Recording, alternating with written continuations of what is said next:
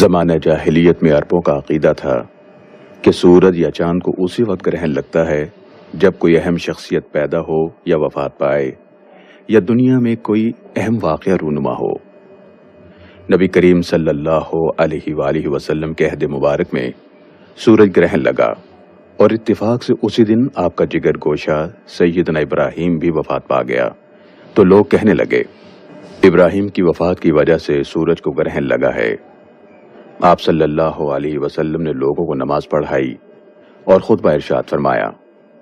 آپ نے اس موقع پر ان کے اس غلط اور باطل عقیدے کی نفی فرمائی، یعنی سورج یا چاند کو گرہن لگنے کا تعلق کائنات کے واقعات سے نہیں بلکہ براہ راست اللہ تعالیٰ کی مشیت اور قدرت سے ہے، اور اللہ کی بڑی سے بڑی مخلوق بھی اس کے حکم سے روگردانی نہیں کر سکتی۔ گویا اللہ اپنی قدرت و طاقت کے اظہار سے لوگوں کو ڈراتا ہے، اے کمزور و ناتواں انسان، تو اللہ سے ڈر جا اور اپنی بخشش کا بہانہ ڈھونڈ۔ رسول اللہ صلی اللہ علیہ وسلم نے فرمایا، چاند اور سورج کا گرہن اللہ کی قدرت کی نشانیاں ہیں، کسی کے مرنے، جینے یا کسی اور وجہ سے نمودار نہیں ہوتی، بلکہ اللہ اپنے بندوں کو ڈرانے اور عبرت دلانے کے لیے ظاہر فرماتا ہے۔ اگر تم ایسی نشانیاں دیکھو تو جلد از جلد دعا، استغفار اور یاد الہی کی طرف رجوع کرو۔ اسے امام بخاری نے روایت کیا ہے۔ لہذا سورج گرہن کی وجہ سے کسی حاملہ کے حمل یا دودھ پلانے والی ماں کی صحت پر کچھ اثر نہیں پڑتا۔ یہ سب غیر اسلامی نظریات اور عقائد ہیں۔ ایک مسلمان کو اس سے بچنا چاہیے۔ نماز کا حکم۔ نمبر 1، سورج گرہن کے وقت نماز کسوف ادا کرنا سنت موقدہ ہے۔ نمبر 2، اسے مسجد میں باجماعت ادا کرنا مسنون ہے۔ نمبر 3، خواتین بھی اس میں شامل ہو سکتی ہیں۔ نمبر 4، امام جہری قرات کے ساتھ 2 طویل رکعتیں پڑھائے گا۔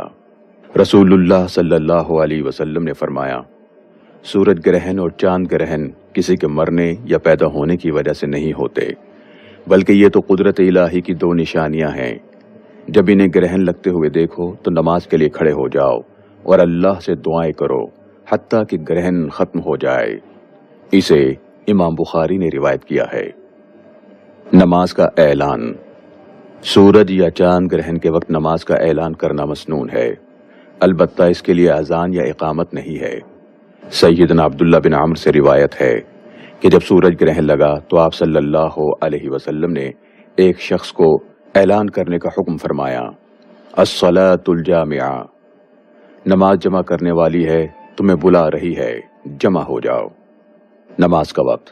نمبر 1، اس نماز کا وقت سورج یا چاند کو گرہن لگنے سے شروع ہوتا ہے اور گرہن ختم ہونے تک رہتا ہے۔ نمبر 2، اگر گرہن لگنے کی خبر کچھ تاخیر سے ملے تو خبر ملنے کے بعد نماز شروع کی جا سکتی ہے۔ نمبر 3، اگر گرہن ختم ہو جائے تو اس کا وقت ختم ہو جاتا ہے اور اس نماز کی قضا نہیں ہوتی۔ نمبر 4، اگر نماز کے دوران گرہن ختم ہو جائے تو نماز کو مختصر کر کے ختم کر سکتے ہیں، اور اگر گرہن طویل ہو تو نماز کو لمبی قرات، طویل سجدوں اور لمبے رکوع کے ساتھ طویل کیا جا سکتا ہے۔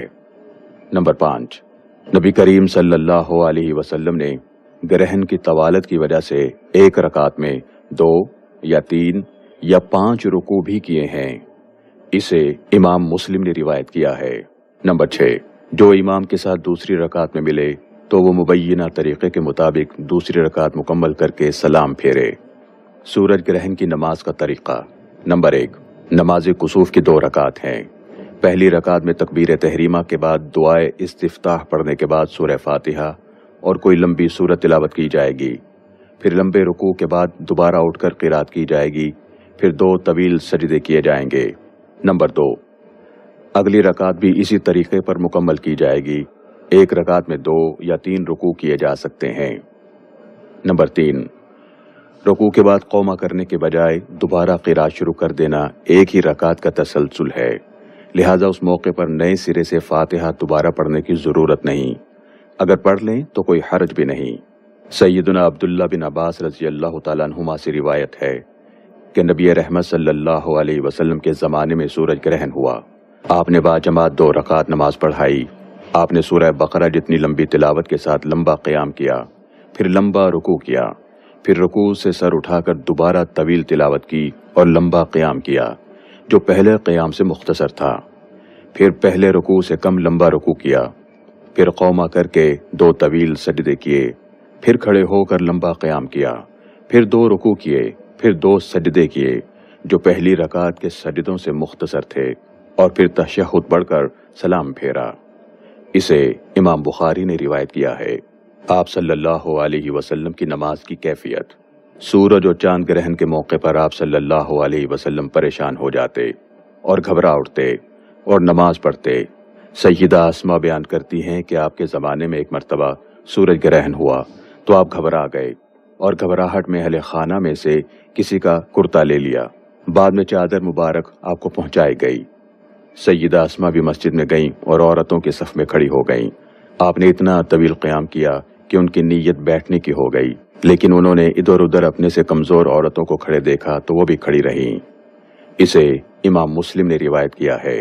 سیدنا جابر رضی اللہ تعالیٰ عنہ کہتے ہیں کہ نبی رحمت صلی اللہ علیہ وسلم کے زمانے میں ایک سخت گرمی کے دن سورج گرہن ہوا۔ آپ نے صحابہ کرام کو ساتھ لے کر نماز پڑھی۔ آپ نے اتنا طویل قیام کیا کہ لوگ گرنے لگے۔ اسے امام مسلم نے روایت کیا ہے۔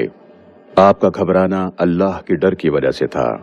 جب آپ اللہ کے پیارے نبی ہو کر گھبرا اٹھتے تھے تو افسوس ہے ان امتیوں پر جو گناہوں کے بوجھ تلے دبے ہونے کے باوجود ایسے مواقع پر اللہ کی طرف رجوع نہیں کرتے، بلکہ کافروں کی دیکھا دیکھی اس منظر کو دیکھنے کا اہتمام کرتے اور پکنک کا ماحول بنا لیتے ہیں۔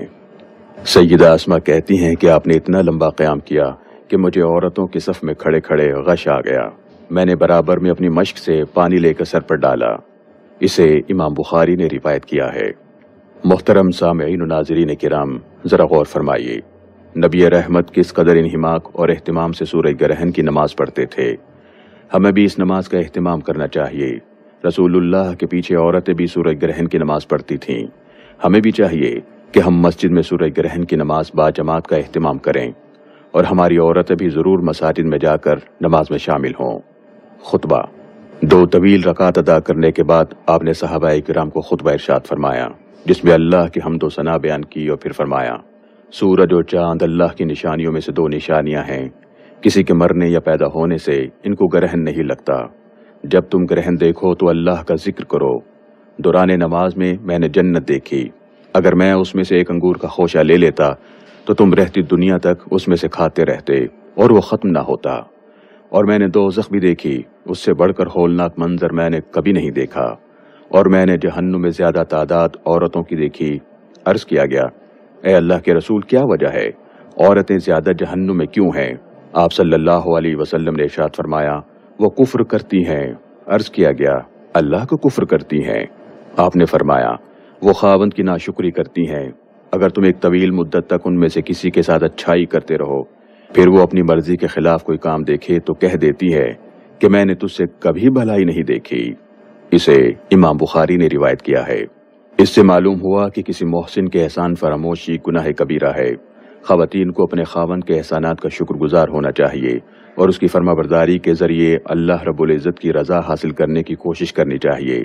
نیز جب کسی بندے کے احسان فراموشی گناہ کبیرہ ہے تو خالق حقیقی کے احسان فراموشی کس قدر عظیم گناہ ہے اور خطرناک جرم ہے۔ اللہ ہم سب کو ہدایت دے، آمین۔ نماز کے بعد کثرت سے استغفار کرنا چاہیے، دعا مانگنی چاہیے، تسبیح و تکبیر پڑھنی چاہیے اور صدقہ کر کے اپنے رب سے گناہوں کی بخشش اور اس کی خوشنودی طلب کرنی چاہیے۔ دعا میں ہاتھ اٹھانا بھی مشروع ہے۔ اسے امام مسلم نے روایت کیا ہے۔ نبی رحمت صلی اللہ علیہ وسلم نے نماز کسوف کے دوران جہنم میں اس عورت کو جلتے ہوئے دیکھا جس نے بلی کو بھوک اور پیاس سے مار دیا تھا اور اسے نہ کھانے پینے کو دیا نہ اسے کھلا چھوڑا کہ وہ اللہ کی زمین سے اپنا پیٹ بھر لیتی۔ معلوم ہوا کہ ظلم کی سزا بھی بہت بھیانک ہے، خواہ وہ جانوروں کے ساتھ ہی کیوں نہ ہو۔ نبی کریم صلی اللہ علیہ وسلم نے دوران نماز عمر بن لحی کو بھی دیکھا کہ اس کی انتڑیاں پیٹ سے باہر نکلی ہوئی تھیں اور وہ سخت عذاب سے دوچار تھا۔ یہ وہ بد نصیب شخص ہے جس نے عربوں میں بتوں کی پوجا شروع کرائی، لہذا شرک کا انجام بھی نہایت مہلک ہے۔ آپ نے اس چور کو بھی آگ میں جلتے ہوئے دیکھا جو اپنی کھونٹی سے حاجیوں کا سامان چراتا تھا۔